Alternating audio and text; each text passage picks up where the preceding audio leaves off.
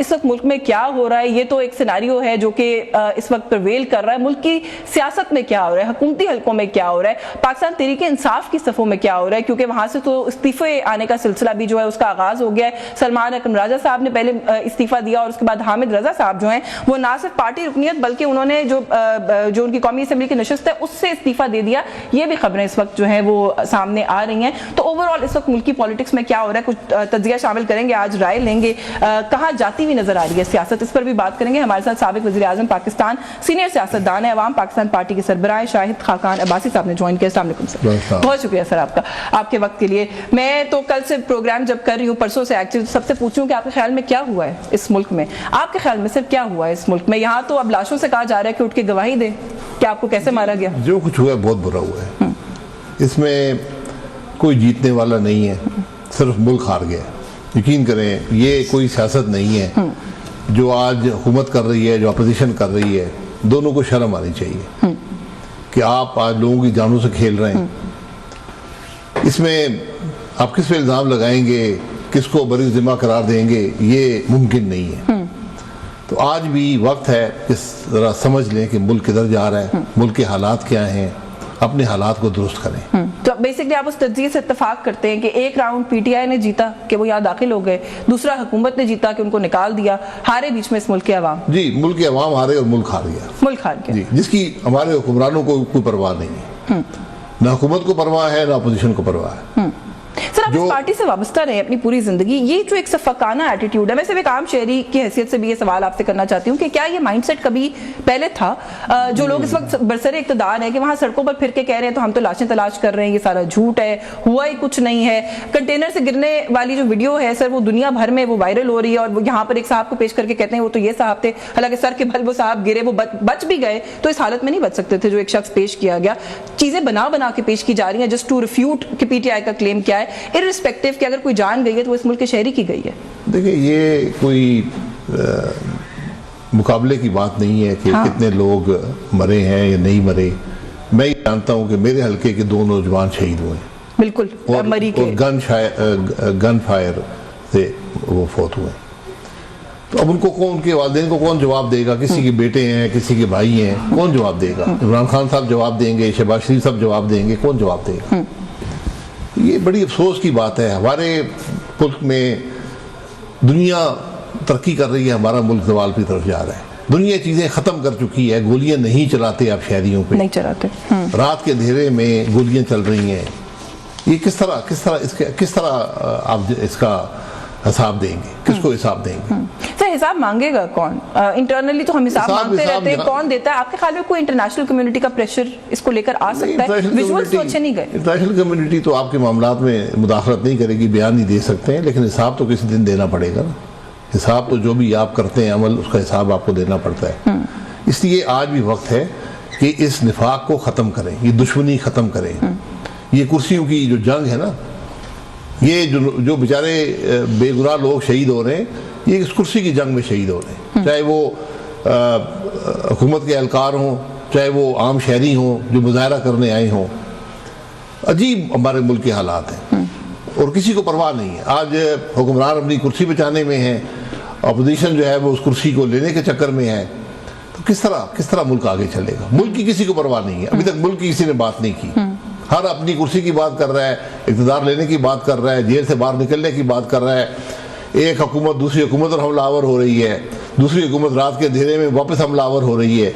ये आज हमारे मुल्क की हालत है। आपके ख्याल में पहले केपीके की गवर्नमेंट हमलावर हुई है, फिर वफाकी हुकूमत जी बिल्कुल ने जवाबी हमला किया है। जी वो भी देखें, वो तो एहतजाज करने नहीं आए थे सर, हमलावर कहना चाहिए उन्हें। जी एहतजाज करने आप आते हैं तो आप, हुकूमत का भी काम है कि हमेशा एक डायलॉग रखे अपोजिशन के साथ, दीवार से मत लगाए। और अगर कोई एहतजाज करना चाहता है उसके असूल और ज़वाबित बैठ कर फैसला कर लें कि यहाँ पर एहतजाज होगा, जलसा होगा, जुलूस होगा, हम घर जाएंगे। फिर आपको न कंटेनर लगाने पड़ेंगे, न खड्डे खोदने पड़ेंगे, न मुल्क बंद करना पड़ेगा, न इंटरनेट बंद करना पड़ेगा। आज 5वां दिन है इस्लामाबाद में इंटरनेट नहीं चलता, अभी भी नहीं चल रहा, कभी स्लो है कभी फास्ट है। तो कारोबार भी तबाह हो गया, लोग भी परेशान हैं। और वहाँ से हुकूमती ज़राए साथ लेकर वो हमलावर होते हैं इस्लामाबाद पे। इस्लामाबाद में पूरे पाकिस्तान की पुलिस इकट्ठी है, रेंजर है, FC है, फौज भी आखिर में तलब की गई, तो सब नाकाम हुए। किसी ने कुछ हासिल किया? मुझे ये बताएं, क्या हुकूमत कुछ हासिल कर पाई है? क्या अपोजिशन कुछ हासिल कर पाई है? आज सबको शर्मिंदगी होनी चाहिए और आज इन सबको ऐद करना चाहिए कि हम ये काम अब नहीं करेंगे, आपस में बात करें, किस तरह अब आगे बढ़ेंगे, आगे का रास्ता निकालें, यही सियासत होती है। अच्छा, ऑब्वियसली बेस्ड ऑन इन्फॉर्मेशन, मैं आपसे ये सवाल नहीं पूछ रही कि आपकी इन्फॉर्मेशन क्या है, मैं आपसे आपका तज्जिया लेना चाहती हूँ, बिकॉज आपने फर्स्ट हैंड गवर्नमेंट की वर्किंग को टॉप मोस्ट लेवल पे एक्सपीरियंस किया है। बड़े रूमर्स थे इस्लामाबाद में कि डायलॉग हो रहा है, बातचीत हो रही है, उन्हें एंगेज करने की कोशिश की जा रही है, वो कि गवर्नमेंट ने कभी भी आके इस बात का एतराफ़ नहीं किया। मोहसिन नकवी साहब तो खास तौर पर हमेशा आके कहते रहे ना हो रहे हैं मुज़ाकरात, ना होंगे। आपके ख्याल में कोई कोशिश भी की गई या नहीं की गई? भाई जब एक वजीर कह रहा है कि नहीं हो रहे, फिर नहीं हो रहे। पीटीआई के एक्टिंग चेयरमैन कहते रहे हो रहे हैं, ये एक्टिंग चेयरमैन तो जो मर्जी कहते हैं, जो चेयरमैन है वो कहते हैं मैं किसी बात ही नहीं करूंगा, डायलॉग ही नहीं होगा। तो ये डायलॉग आपको करना पड़ेगा। आप गोलियों से एक दूसरे पर हमलावर होकर गालियों से आप सियासत नहीं कर सकते, नफरत से सियासत नहीं होती, मुल्क के मुफाद को तबाह करके सियासत नहीं होती। आज अपनी कुर्सियों को लहदा करें, अपनी सोच को लहदा करें, मुल्क की बात करें, फिर बात आगे चलेगी। आप कह रहे हैं कि इमरान खान भी अपनी सियासत के लिए अब जो है वो उस तरफ चल पड़े हैं? देखिए, उनकी जमात का एक नुकाती एजेंडा है जिसकी बुनियाद पर वो यहाँ पर आते हैं कि इमरान खान को जेल से निकालो। तो जेल में सारे सियासतदान गए हैं, किसी ने कभी हमला नहीं किया, आकर ये मुतालबा नहीं किया कि मैं जी हमलावर हो जाऊंगा, मेरे पास हुकूमत है, वरना अगर मुझे रिहा ना किया गया। तो ये सारी सोच ही गलत है, हुकूमत की सोच भी गलत है, अपोजिशन की सोच भी गलत है। आज चाहिए ये है कि इस निफाक को, इस खलीज को ख़त्म करें, पार्लियामान के अंदर अपोजिशन हो, हुकूमत हो, स्पेस दें, एक दूसरे को जगह दें।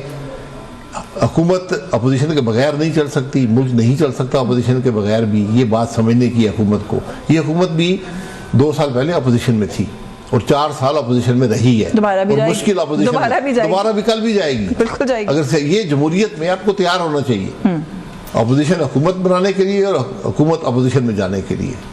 लेकिन जिस किस्म की सियासत अब हो गई है, कल गोलियों पे आप गोलियों से सियासत करेंगे। हाँ, इक़्तिदार के लिए सियासत करनी है, इसको तर्क करके मुल्क के मफाद का सोचना पड़ेगा। क्या कॉन्फिडेंस बिल्डिंग मेजर्स आप समझते हैं इस वक्त हो सकते हैं और उसके लिए पहला कदम किसको लेना चाहिए या पड़ेगा? देखिए, कॉन्फिडेंस बिल्डिंग यहाँ दुश्मनी तो नहीं है, कॉन्फिडेंस बिल्डिंग कर लग तो रही है जी। तो आपके पास रास्ता आइन है, मुल्क के निज़ाम को आइन पे वापस लेकर आए, इसके अलावा कोई कॉन्फिडेंस बिल्डिंग नहीं है। ये फैसला कर लें कि हमारे मुल्क में इलेक्शन चोरी नहीं होंगे, ये फैसला कर लें।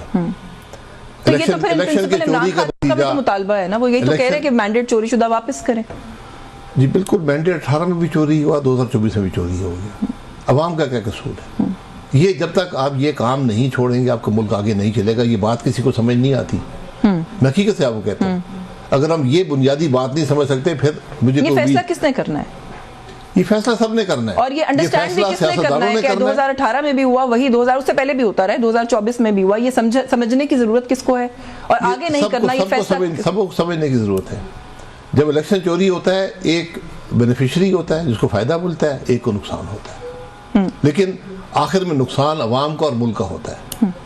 वो तो वक्ती तौर पर कल के जो इलेक्शन के चोरी के बेनिफिशियरी होते हैं, जिनको फायदा मिला होता है, वो आज नुकसान में जाते हैं। जो कल नुकसान में थे वो आज फायदे में चले जाते हैं। लेकिन मुल्क हमेशा नुकसान में जाता है, इसकी मुल्क के अवाम हमेशा नुकसान में जाते हैं। इसकी किसी को परवाह नहीं है, किसी को फिक्र नहीं है। सर, लेकिन ये जो आप बात कर रहे हैं, ये तो टॉकिंग पॉइंट है। ये टेबल पे बैठेंगे तो बात होगी ना कि इलेक्शन चोरी करना है नहीं करना, बैठेंगे कैसे? सवाल तो ये है। ये कोई बात है करने की? इलेक्शन चोरी हम करेंगे? ये हमारे मुल्क में ये बात होनी है तो होनी है। फरीक बैठेंगे, इलेक्शन चोरी नहीं होगी। फैसला कर लेना, सियासतदान फैसला कर ले कि हम नहीं चोरी-शुदा इलेक्शन कैसा बनेंगे।